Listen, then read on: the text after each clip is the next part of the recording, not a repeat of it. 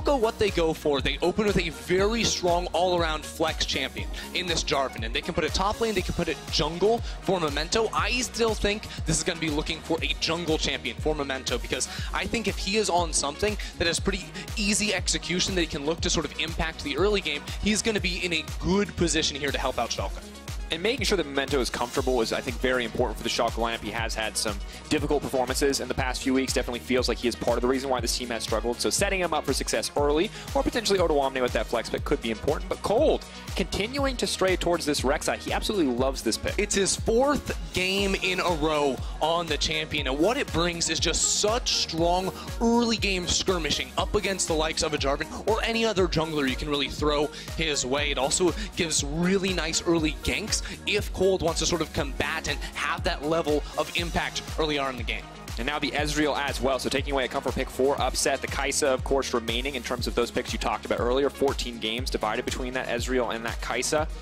See if he wants to pick it up right here, or if they risk letting it be banned away as they enter the second ban phase. Yeah, I think Kai'Sa Braum could be a pretty solid combination right here if they wanted to sort of steal away the Braum and put that up against the Ezreal, but no, instead it's going to be the Lissandra. So another very safe option for Abbedagge in the mid lane. We know this player sort of struggled at times early on with a lot of deaths and the enemy jungle support roaming his way a whole lot. The Lissandra is a pick that he could use to sort of stay a little bit safer and then also provide very strong CC and lockdown alongside the Jarvan in the jungle. And I feel like Schalke are looking kind of ease of execution here. We've seen them struggle with some of these more complex comps in the early game, but at their core, back when they were winning a lot of games early in the split, it was a lot of these Lissandra, you found picks like the Camille, now picks like the Jarvan. They're going to make this impact, backed up by what is a scaling hyper carry in the hands of Upset. They have now secured that Kai'Sa for Upset, but the support matchup is going to be a little bit more difficult to lock down as we enter the second ban phase, as Origen have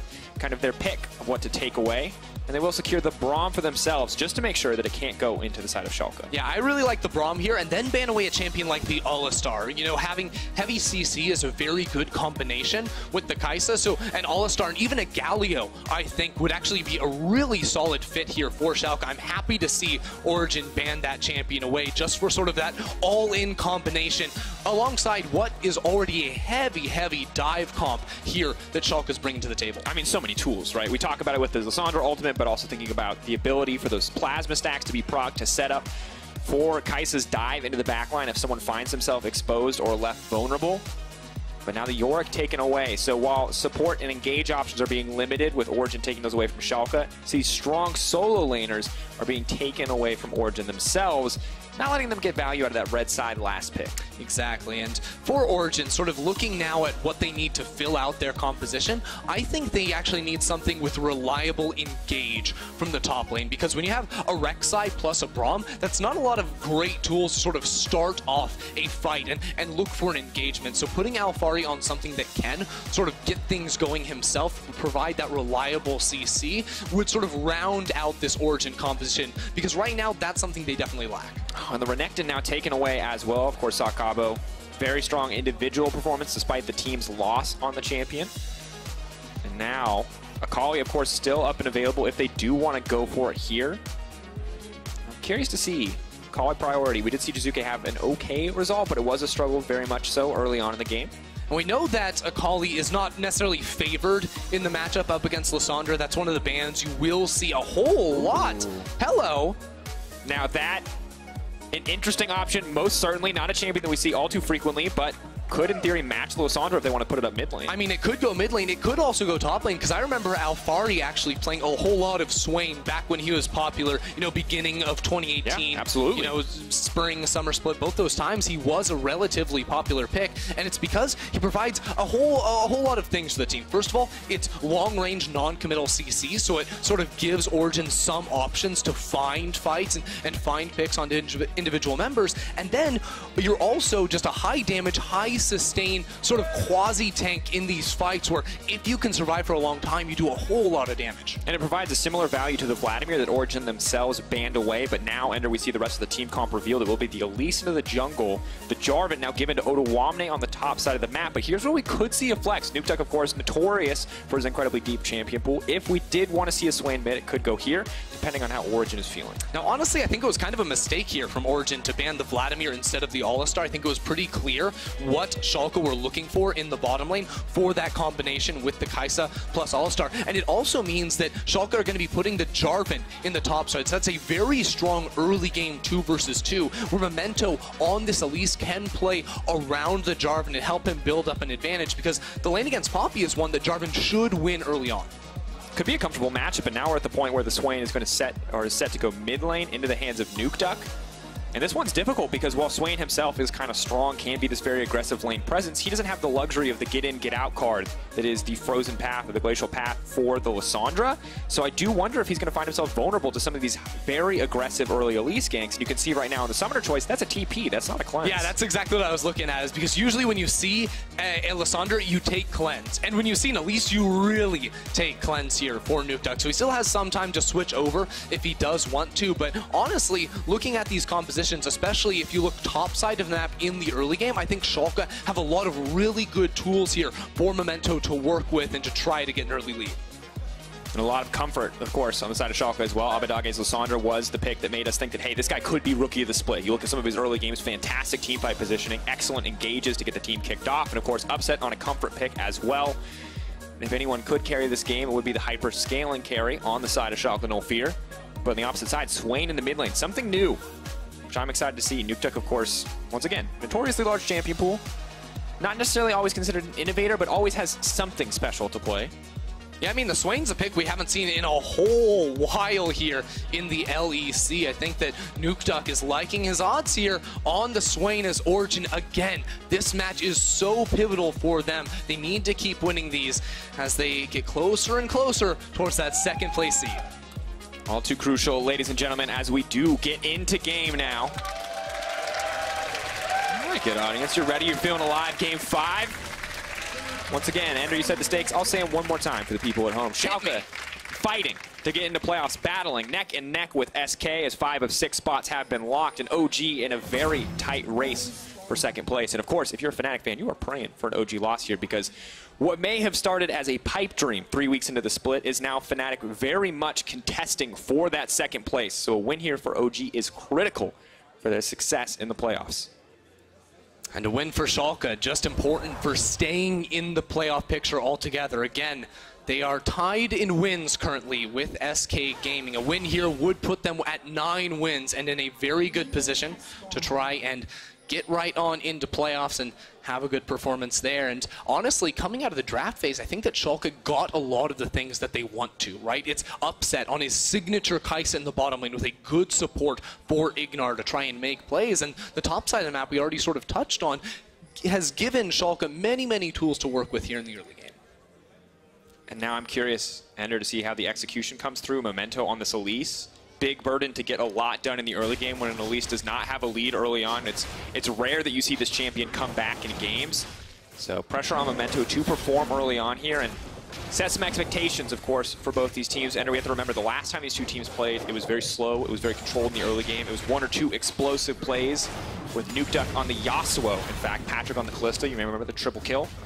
It was 1 or 2 explosive moments that turned the game in favor of OG, kind of as expected. But that was also the start of the massive decline of Schalke. So you have to wonder, is that on the players' minds? Can they find a bit of revenge here for the win that ultimately started their losing streak? Definitely going to be something sitting with these players, as it was just last week up against Misfits that Schalke were able to get their first win in a long, long time. And, you know, maybe that's what they need to sort of get back on the right, you know, swing of things and get going once more. But I don't know, it's a stiff competition here coming into the last week of play up against Origen. Absolutely the case. Of course, eyes have to be on the jungler right now in the early game. The EULCS and the Rek'Sai kind of the catalyst for action. But the mid lane, not a matchup that we always see, and for now, it looks like Nukeduck and Abidage trading stacks of that corrupting potion. Cold maybe looking to find a play here. Poppy, of course, can. Only level 2, though. Doesn't look like she can deny the flag and drag. That is the knock-up. Now knocked back into the wall. W9D trying to get out. First blood, dropping for Cold. Well played by the OG top side. Yeah, really nicely done there from Cold. And W9D, he holds onto his flash, knowing that if he flashes, Cold can immediately follow and get the punish kill right there. So he holds onto the summoner spell, but first blood going into the hands of Cold is going to set him up for a very successful early game. I really like the pathing out of Cold because he sort of hid where he started. Close call right there. By starting actually on the Wolf Camp solo. He went Wolves into Red into Krugs, which gave him the fastest level 3 clear possible here on the Rec side. And that made for really awkward timing where W9D just honestly wasn't expecting a Rec side to be able to be level 3 and to be able to find him at that opportunity. And when you look at this draft, you do not expect top lane to be a window where you can play through in the early game. But now, with a little bit of a lead onto a Poppy, with a lead onto this Rec side, it very much has become one. And if you get behind in this matchup as a Jarvan, the fact that you can't actually flag and drag against a Poppy is brutal because you can't go in, and you definitely cannot go out if Rek'Sai shows up. Yeah, W9D is also just going to sort of feel the pain as we get later and later into this lane matchup, because if you look for the flag and drag, well, Poppy can just press the W and sort of deny you that ability, take a solid trade back in towards your face, and especially now that Alfari has completed the Balmy Cinder, it becomes a lot easier to sort of clear away these waves and to go for extended trades where you can just have that, you know, immolate passive constantly going and firing off against W9D. Once again, just a fantastic start for OG. Of course, not the biggest gold lead, but turning around some matchups we may have expected to be Schalke favored. This, of course, not the end of the day. Memento with a 2-camp lead is using the sweeper now. Will spot out this ward and at least clear out a little bit of vision, but will not be able to pull off a successful gank. Would have to commit a little bit more time if you wanted to play for it. And it will force Patrick to play a little bit more respectfully, and actually right now Origen's bottom lane has an advantage when it comes to ranged minions, as of course, right as I say that, Upset's going to clear them away. So the pressure from Memento not going to mean a whole lot other than OG give a little bit more respect here for this 2v2. But I would like to sort of touch on this mid lane a little bit, because Nukeduck is piloting the Swain. It's not a champion you expect to see, but I actually really like it here up against the Lissandra, because one of Swain's biggest weaknesses is that he's actually relatively low range. You know, when you're spamming the Q, it doesn't give you a whole lot of reach in terms of minion clear to get the push advantage or even trading back. But against the Lissandra, she's also very low range, so it does give Nukeduck some room to sort of clear away the waves and trade up against this relatively safe mid lane pick. And of course, the threatening burst that we usually see from Lissandra could be heavily mitigated if he decides to go for a more defensive build like the Rod of Ages early on.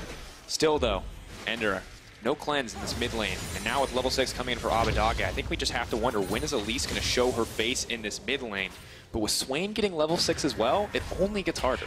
It gets harder, and Nukeduck is also going to be running the Unsealed Spellbook, so while he just used his teleport to get back into lane, it now gives him the opportunity, hey, switch over towards something like the Cleanse if you think you're going to be ganked, and that will give him a little bit more protection. It'll sort of bail him out of a potentially rough situation, because I agree with you. If he doesn't have the Cleanse, I think that Memento absolutely should be looking for a gank path around this middle lane, and right now, that would be coming from the top side, because OG actually put down some really solid control wards to give Nukeduck cover underneath this middle lane. Abadage still could look for a roam play down to the bottom side, but as you mentioned, difficult now that all that vision is down there, and top side as well just doesn't feel super viable. Poppy, of course, with so many different ways to disengage a fight. Good news is W9D, despite losing out on that initial play, is still able to match Poppy in terms of relative pressure, although now forced to back off as he's burned most of his mana pool.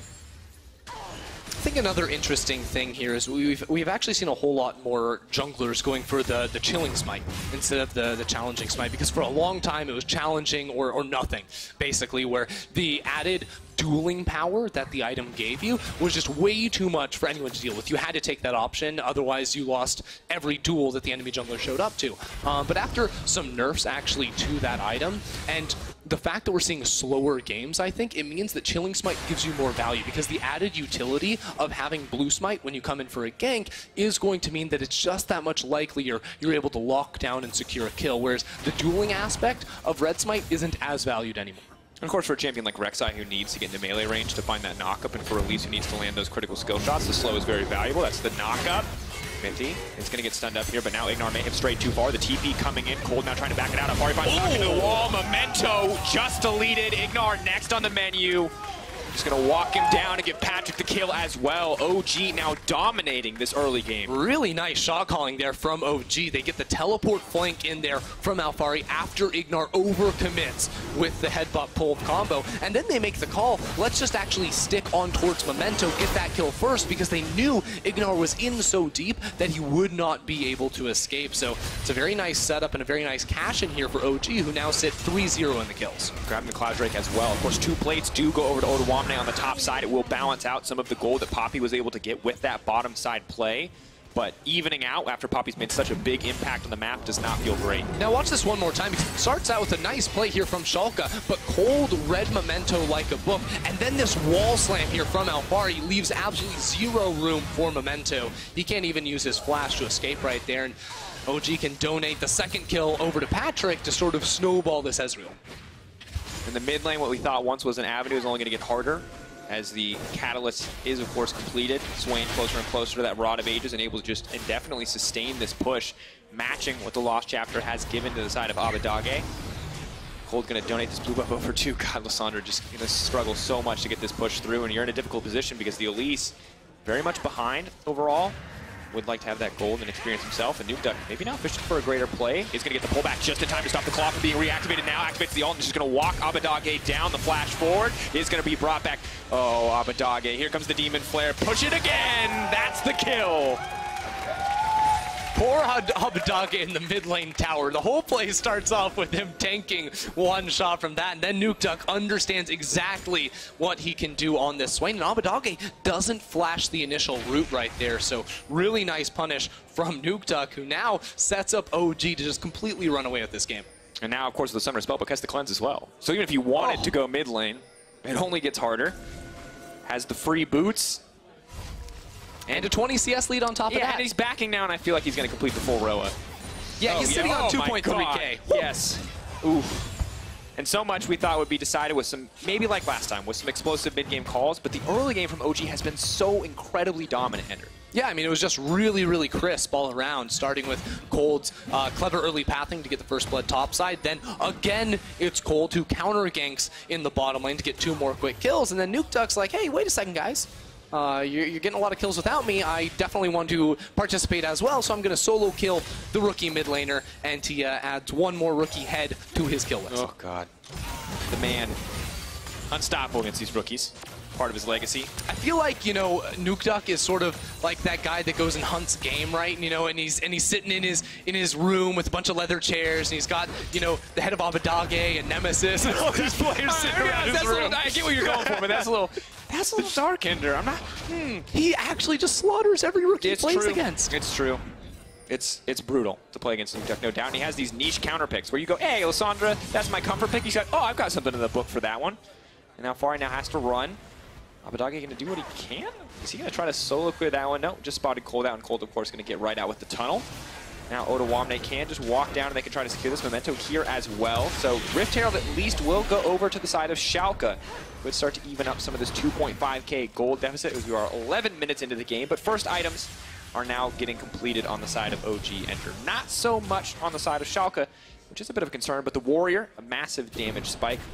And now additionally the Rod of Ages is the Herald for Summon Top. This is exactly what I wanted to see from Memento. Go for a plate gank with the Herald on the top side of the map. They can easily knock out this turret. What I mean by plate gank is that you're not actually ganking to get a kill. You're ganking to get that money off of the tower and off of the turret plate. You got to go for that before the 14-minute mark, and the plating does fall. So he will try to keep Oduwamne ahead in gold in terms of the top side of the map and keep the team overall at least close here to the OG squad that's doing a really good job of snowballing the early game. And of course, while Alfari does have the tools to disrupt the Jarvan, remember the Jarvan Cataclysm is unstoppable during the animation, so at least can't shut down the Jarvan completely in the fights to come, but diving into a Swain, always difficult. Of course, this is much weaker than the last time we saw Swain be really popular and competitive. Demon Flare definitely had the ratio kicked down a few times in the nerfs, but incredibly powerful, especially with a lead, and the CS just continues to stack up in the favor of Nukeduck. Doesn't even need a flash in the mid lane, has the heal, has the cleanse.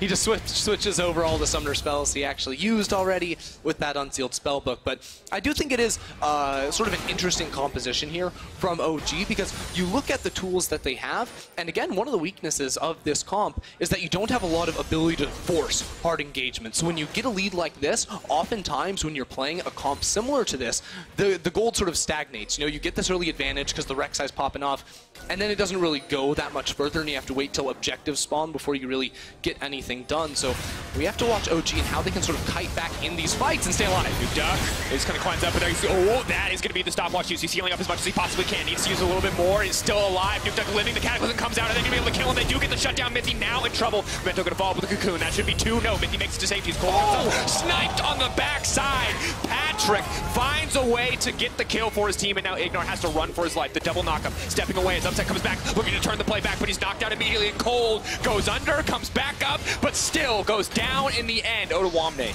debating whether or not to extend the play. Upset is here as well, but both sides are going to back off. It was a good start there from Schalke, but they overcommit to try to get the kill there on towards Mithy, and OG are able to punish and actually come out on top in that trade. 3 kills for 2, as well as some pressure on that bottom lane turret, and it was actually Patrick with the True Shot Barrage sniping off a member of Schalke there to really hammer home that OG are still in control. Difficult when you're that Elise getting sniped off. Tough spot to be in. Of course, Schalke is still showing signs of life, though. That is going to be important. Odoamne able to show up just in time to get something done, but we look at this play and you can see just how long it takes to kill the Swain. Now the good news is they get enough bursts that it's not impossible. It was very close to being. Well, here's the thing. It's actually Ignor and Memento working really well together to find a gank timing in the mid lane, and Nukeduck gets a little overconfident because Mithy is here, and it starts off, it's great. They got the kill onto Nukeduck, but then Memento says, I'm going to flash forward, we're going to die for Mithy. Avidagi takes 2 tower shots, Memento gets slammed and killed. That's 2 quick kills here for OG, and then they trade for Ignor underneath the tower. It's almost a 3-for-1 if Cold had been able to survive there with the extra healing from Triumph.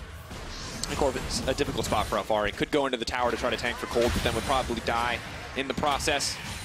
Avidagi is able to make it out.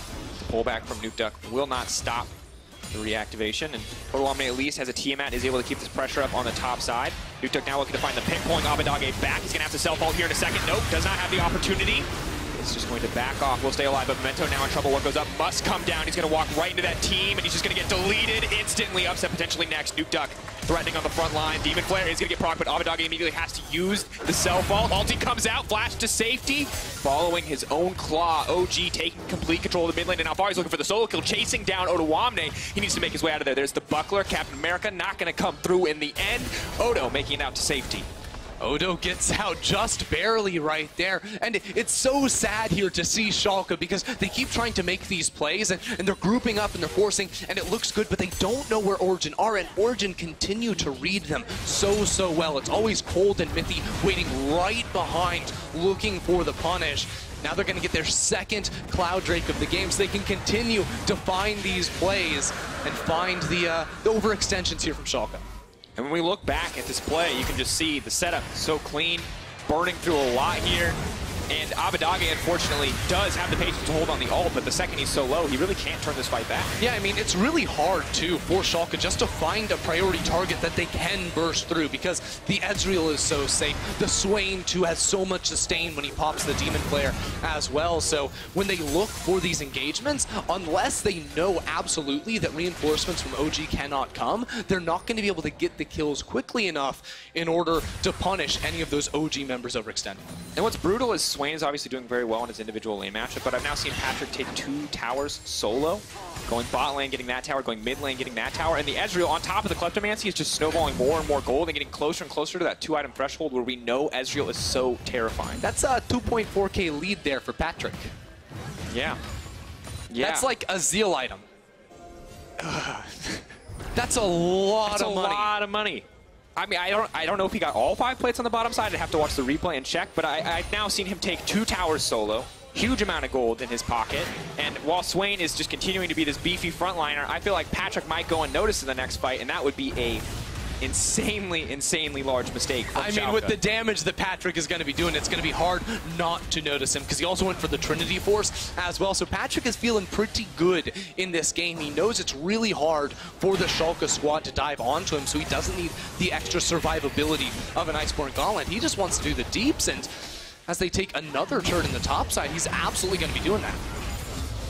And honestly, when you have a lead with this kind of champions, or these kind of champions, it just feels so easy to keep pressing it forward. Poppy could stop any engage from coming in. Swain makes it incredibly difficult to get any plays laid down. And on top of that, Kai'Sa really can't do anything in the face of a Braum at this stage of the game, especially one with Exhaust and Ignite, courtesy of the Spellbook. Things are difficult for Schalke, but they did find a window before. They found that window in the mid lane. They found an opportunity to get some kills, and maybe they can find one again. We're going to be looking for that, looking to see how Ignar and Memento can work together. Because if you think back to when Schalke was successful at the start of the split, it was Ignar and Memento functioning so well as a duo. And honestly, we haven't seen that in so long. I think both Memento and Ignar have had troubles of their own, you know, sort of personally in these games, and it's meant that the duo hasn't been able to come together and to find the plays that they had been able to in the first few weeks of play. So, I mean, if they're going to get anything done in this game, I think it has to be off the back of an Alistar or an Elise or even a Jarvan if they want to loop W9D1 into the picture as well. They have to find isolated members of OG that they can punish. And remember that this is an incredibly crucial game for Schalke, because once again, we look at the standings, this team has not locked in their spot yet. SK Gaming is hot on their heels. A loss here would tie these two teams up. Of course, the head-to-head is 1-1, so they would force a tiebreaker. But definitely a difficult spot to be, because OG, they get to play a happy battle. They're in playoffs. They get to fight for second. That's, of course, important, but if you lose, you're still in playoffs. You still get to play those best-of-5s. You have a chance to make it to the top, but Schalke losing out here could mean they don't even get that chance. They don't get the opportunity to show what they've got in a larger format. Yeah, I mean, you look at some of the players on this team, and you expect to be in the playoff picture. The fact that Schalke are just sort of trying to hold on at the moment is a big disappointment for them. If they make it into playoffs, then they have the opportunity to try and do things around. But first, Origen is going to be standing in their way, and with a 6,000 gold lead at the moment, with a Baron buff spawning onto the Rift as well, things are looking more and more difficult here for Schalke as they hope they can set up the perfect team fight around Upset. And we talked about the lack of kind of reliable, consistent engage options on the side of OG. Now that problem is solved if you go to Baron, if you set it up, and the enemy team has to come to you. So incredibly difficult spot for Schalke to find themselves in. Walking into a Swain and a Poppy just does not feel good ever. And I mean, just walking into darkness too, right? Because Schalke have had so little control, especially over the top side of the map. They have 0 wards inside of their own jungle, let alone inside of the river surrounding that Baron as well. So it's a nightmare for Schalke to try and walk in and ever procure some vision. Now, good news. Upsets Cole. 23 creeps away. Oh, we're getting there. There's an option. It can happen. A small gold spike gets him closer to 2 items. 2 items for Kai'Sa, obviously very strong. Closer and closer to the double evolve there, but maybe we'll let him output more damage than Ezreal in teamfight, as Ezreal is now stacking a 2nd tier. Good old Patrick. Was not worried, does not need the Blade of the Rune King, feels quite comfortable, so we'll go for the 2nd tier, of course. Incredible mixed damage scaling as we get later in the game, and already at that 2 item threshold that does make Ezreal so incredibly terrifying. Now, interestingly, on the Kai'Sa, usually we see them go for a pickaxe earlier on to try and get that 2nd Q evolve, but because Upset actually has the Dorans as well as the Cole in the inventory, he's sitting at 109 bonus attack damage with the Infinity Edge and, you know, adaptive stats from your runes as well. So Upset does have that Q evolve, which means he's going to be getting 10 missiles on every Q, which, I mean, to be fair, he's still down in this game, but it is important to call out that he does now, you know, start to hit some of those evolve thresholds. And there's a lot of hidden power in Kai'Sa's kit, right? And we see it so often with these champions who use Rageblade really well, and Kai'Sa as well with the different ability evolves. I feel like it's always something you have to call out just because item-wise always feels like the easy indicator, although Alfari. Oh, now Cataclysm, we're going to extend this play. All right. Oh, flash away. Now it's just a 1v1. Alfari's just going to use his CC. Upset now coming in. Needs to get some CC down if he wants Upset to use his ultimate, and they are just going to use that TP for nothing in the end, as OG are going to move down the mid lane. Memento now in trouble. That's the Ezreal burst coming through. Spider goes down, gets immediately knocked up, and dies. OG now in complete control. They're just going to run down the mid lane, and you have to wonder what happened in that play from Schalke. Schalke really tried to force in the bottom lane, and OG were able to kite back with a good flash from Alfari, and now they're going to get themselves an inhibitor on top of it just at 22 minutes into the game. I mean, they can even walk back towards the Baron because Memento Vento is still going to be dead for 15 more seconds. And this is the style we expect from OG. It's very clean, it is very controlled. At the end of the day, it just feels like Schalke too far behind to try and force that play. W9D1 recommitting with the Cataclysm. You have to wonder if that was the right call. And OG grabbing all these towers, now set up to take a Baron with those supers barreling down the mid lane. It should be an easy take, but it could be the last opportunity for Schalke to contest. Yeah, I mean, Schalke, they sort of played their hand in the bottom lane, and then they were looking for that pick-off. W9D1 said, oh, I have to go in now with the ultimate. But the fact of the matter is, you're against a Poppy. She can sort of knock your damage out of the fight. That's what happened towards Abadage, so he's just so tanky at this point in the game that it's not possible to single out Alphari in the side lane, and because of it, Schalke lose 3 turrets, I believe, mid lane, as well as top lane, including the inhibitor on top of that as well. So it becomes even more difficult. Luckily for them, they finally got some vision around this Baron, but OG are now going to come in with the sweepers and try to deny that again. And they have Triple Cloud, which means, yes, they could have Triple Mountain and could have killed a Baron already. I agree. But Triple Cloud at this point means that if you are ever out of position on this team that is very far behind, you die. Yeah, I mean, you go Instantly. real fast. And I think people actually, you know, Cloud gets a really bad rap, but when you have 3 of them, even if you have 1 of them, right, you still keep a third of that movement speed in combat. So not only does it mean you just get everywhere you need to be on the map faster, but you're also going to have some more, you know, maneuverability in these team fights as well. So you get a lot of bang for your buck out of that one. And now all we have to do is wait for Origen, sort of go through the methodical play. They set up the Baron. That's exactly how you want to do it. Use all your sweepers inside of the river, and then wait for Schalke to come on face checking. And once again, this is the kind of the clean game we've been, or have come to expect from OG now. Earlier in the season, their games were a little bit messier. They had a lot of those individual deaths early on, but now that they've cleaned up a lot of those issues, they have been just an incredibly clean team overall. Why a lot of people hold them up with the G2s and the Fanatics of the league to really contest for that top spot in the LEC. And you're right. For Schalke, they're waiting. They're looking for that opportunity. For OG, they're taking their time. They're following the game plan. They know what the rule book is for Clean League of Legends.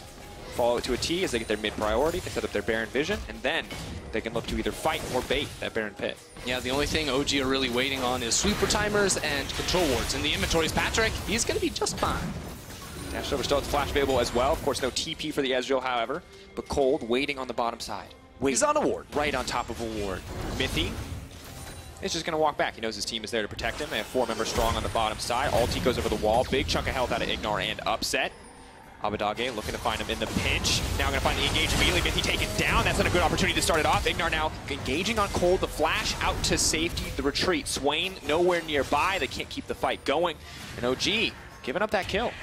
Solid punish there from Schalke. I mean, they've been looking for this pick for so long, right? Where they just bring everyone to the same area and force that engagement. Now, they end up trading some flashes on junglers, so it's not even like Schalke actually had to use too much right there. The ultimates will come back relatively soon, and they're going to appreciate some of, you know, the gold they get off of that kill and some of the respite they get just by, you know, having Origen with only 4 members on the map instead of 5. And of course, at this point with the member down, it would be very difficult for OG to force. It would be a bold play and definitely not one that would be easy to pull off, so not something we expect from OG, knowing that they can make the 80% plays and not the 50-50s. And of course, Ezreal, got to point him out again. Swain, of course, 2 items. We'll check in on the rest of the map before we go back to Ezreal. You can see as well the Sterix gauge, so Rek'Sai going to be very difficult to kill, but we are getting to that 2-item, 3-item point on the opposite side as well. Abadage finally finishing the Morellos, and 2.5 items in the pocket of the Kai'Sa. It's going to be good news. Yeah, and as we flip to the next page in textbook League of Legends with Origen, Mountain Drake is going to be spawning in 5 seconds. They've already set up with 3 members around the pit, so going to be an easy pickup there for Origen as they take that objective that's going to make it so much easier to secure the Baron. And then I have a feeling they're going to head on up to the top side of the map to secure that Baron. We'll see. I feel like it might happen, or I don't know. I'm not convinced yet. But Nuke Duck will start to clear out the vision, so it does look quite likely. Now, Abadage in a difficult spot. The team needs to push for a little bit more vision. They have the wards in their inventory necessary to do so. You can see 3 control wards on the side of Schalke, but have to be careful. Schalke now pushing for that mid priority. Will try to clear some of the vision back from the side of OG. You have to be careful because if OG come to contest, they should win the fight given just the raw stat advantage. At this point, I feel like OG are just waiting for Patrick to finish stacking that Archangel. He's at about 550 right now on the Ezreal, and you know, going to be stacking that up fast, spamming out all of his spells ASAP, and then moving on into the Schalke jungle. And of course, reminder that once it's fully stacked, it goes from converting 1% of your mana into AP into 3% of your mana, which is, you know, tripling the value of that passive, which is huge. Yeah, and it also gives you a big old shield based on how much mana you have, and when you have a Mirror Mana and the Archangels and a Trinity Force, that's a lot of mana. Thank you, Andrew. That is my analysis of that build. High quality. It's lots of mana. There you go. Reading the items. You never know. Some people don't. Of course, 3 items for the Kai'Sa. Not the biggest breakpoint for Kai'Sa overall, but the 4-item point usually the one that people reference more, but not going up against a normal crit AD carry. Now, trying to find the fight. Cold off to the flank. Newtug could be right in the middle of everything to knock up on a Memento. If they take out the jungler, it should set them up for success. Abadage in the backside. They're peeling him back. Mythy going to miss the engage as well. Abadage retreating. Newtug and the rest of OG have burned so much. They're not able to get a kill, but they are now set up to go right to that Baron. Yeah, OG really tried to force the fight right there, but you can see sort of the weakness of this composition. Yet, they do chunk out Memento, so they go straight back over towards this Baron. They're going to be starting it up, though, and they're missing an ultimate on Alfari, ultimate on towards Mythy. Schalke, this is their best chance possible to punish OG. TP up from upset. They're not sure if it's happening. O2 needs to be careful. They're going to try to deny the entrance. Is he going to be able to even use the ultimate? No, just locked down completely. It's a huge miscommunication from Schalke. They had a blue trinket. They used it after Odwamne had already been picked off, so they lose their frontliner. Now they have to sort of walk in 4v5. This is not something you want to lose this fight. The game is over. Schalke Memento stepping forward, hoping to steal it, but I don't think it's going to happen. Now on the retreat, Abadage trying to pull it back, but the Baron being burned down. They cannot contest this one. Memento has to walk away empty-handed, and OG about a 10k gold lead in their back pocket now on top of the Baron buff. Oh man, you can see exactly how OG want to play around this objective. They started up, realized, no, we're not going to risk losing it. We turn, we go immediately over towards Odwamne, and because the blue trinket didn't come in before he face-checked into the 5 members of OG, he fell down, and Schalke really had no chance of contesting. And just a difficult spot to be in when you're on the back foot like that. You can't afford to make mistakes like, you know, mistiming the blue trinket, not knowing that was there, stepping too far forward, and it's always terrifying walking to that pit because they're either in the pit taking Baron and you know you have to go, or they're waiting in that bush, waiting because they know that you have to go as well. And OG play the better end of those mind games. I mean, honestly, Schalke have a lot of tools to what? One more auto. I think he's going to go back for it. Ulti. You ulti. And now you Q when he comes down. W. I think they'll be able to get it. They're going to be able to kill Odwamne too if they're not careful. The Q forward, trying to now make his way out. Of course, Upset now trying to find the fight, immediately going to go in. Newtug now trying to peel off. Of course, a lot of frontline damage. Mythy trying to get the fight started. That's a double man knockup. Now pulls back. Cold can follow it up. Newtug flashing forward. That's Death's Hand. Another one going to go down. Double for Newtug. A third coming in for Patrick. Smiles on the faces of the OG coaching staff as they barrel through this base. Origen wiped the fight with 30+ seconds on every single member of Schalke. They're going to be looking to end the game right here. Draco, second place, looking so much closer. Closer and closer with every win. Christie, Odwamne retreats back to the fountain. He knows this one is over. Alfari throwing down some wards just to let him know. Going to knock him right back into his own fountain. They're taking their time. They're burning their Zonias. They're pushing every active they got, celebrating this win. OG, a confident and clean game. Kill the Nexus and get one step closer to second place. Nailed it. At the end of the day, it was clean, it was controlled, it was exactly what we expected from Origen, and while there were moments of life from the side of Schalke, it just looks like OG were in control from minute 1. I mean, from minute 1, right, Cold's early game pathing, just knowing exactly where Memento was going to be, knowing where Schalke wanted to force a play, and he was able to be there, and they were able to punish this Schalke squad. It felt like that continued the entire game. Well, Schalke, they saw opportunities, they wanted to make these plays, but every time they tried to execute on it, OG were always ready to punish them. Absolutely, and for Schalke, it's a terrifying spot to be in. The 1-to-1 head-to-head record with SK means that you lose tomorrow, SK lose, you got a tiebreaker. You know, on the opposite side, of course, you win, they lose, you're in. But if they win and you lose tomorrow, you're done, you're out, and that's it. And for a team that started so incredibly strong, because you got to remember, if we go back to like week 4, week 3, we're like, this is the team that's going to contest G2. Yeah, they were like 7-1. Yeah, this is the team that's going to rise up. It's them or Vitality. Someone's going to stick it to G2, and it's going to be one of these teams. Yeah, that story has changed in the recent weeks, Henry. It really has. Now going into the last day of regular season play and tied with SK for 6th place. This team needs wins. They need wins now, and then they can try to, you know, fix the pieces of the puzzle and try to get everything back in order here for playoffs, because this team is just hanging on by a thread, and they are very close to falling out. Brutal situation to find yourself in after what was just once again a fantastic start to the split. But for OG, good signs, smiles on their faces, closer and closer to finding that second place. Just a reminder, second and third, incredibly valuable in our playoffs format. Third lets you choose between fifth and sixth for who you want to face, which the most important part of that is not Fnatic.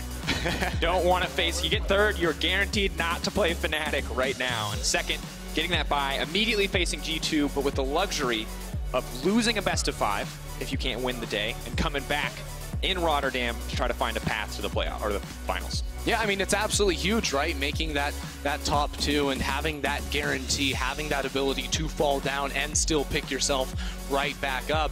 The new playoff format, I think, has sort of opened a lot of eyes here, because now regular season seeding means so much more. And going into the last day of play here, we have a fight for 6th place and we have a fight for 2nd place, and both of them are absolutely massive. Definitely true. And as far as replays go, we have a fight that ended the game in the end. We'll take a look at it one more time. Ender, let's talk about this one.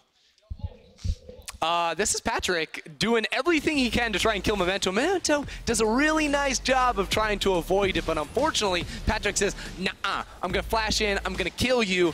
And then Schalke say, well, there's only 3 people down here, maybe we can force the 4v3. But time and time again, they try to force with the advantage. They can't kill OG fast enough, so OG are able to turn things right around, bring all 5 members to the bottom lane, and charge right on in for the victory. And this is not a team, ladies and gentlemen, that you can kill quickly. Rek'Sai, he goes under the ground. Nuke Duck is Swain. He's unkillable. You've got Poppy, who's basically unkillable. And you have Seraph Ezreal, also incredibly hard to kill. With the QSS, too. Yeah, so absolutely brutal situation. They were caught between a rock and a hard place. They really didn't feel like there was the right choice in the end. But we've narrowed it down to Alfari, Cold, and Patrick in the key player of the game vote. Who on OG do you think deserved it? Let us know. At LO Esports on Twitter is the place. Ender, you were non-biased before.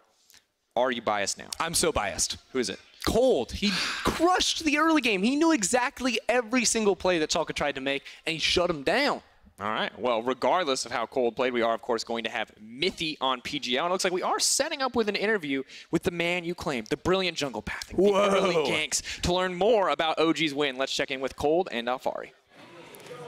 Thank you very much, guys, and thank you for joining me after this victory. How important is it for you to grab this one today, Alfari?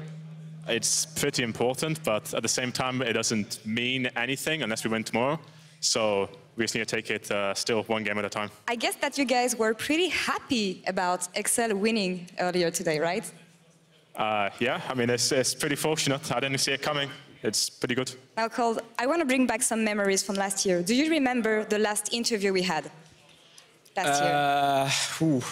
Was it a sad interview? I don't know. It was a sad interview. Don't remember 100%. It was a sad interview. You were playing with EULCS. You were eliminated from the LCS, and you actually told me that you didn't know if you were gonna come back ever playing because, well. I mean, you don't know, obviously. Yeah, I mean. Yeah.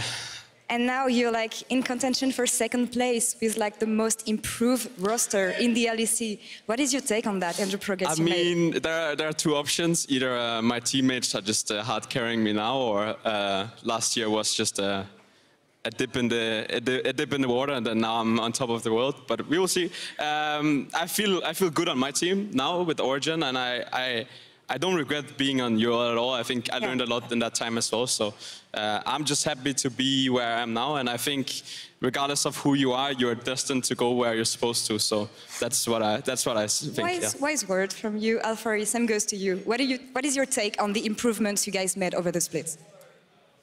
I mean, it was just bound to happen.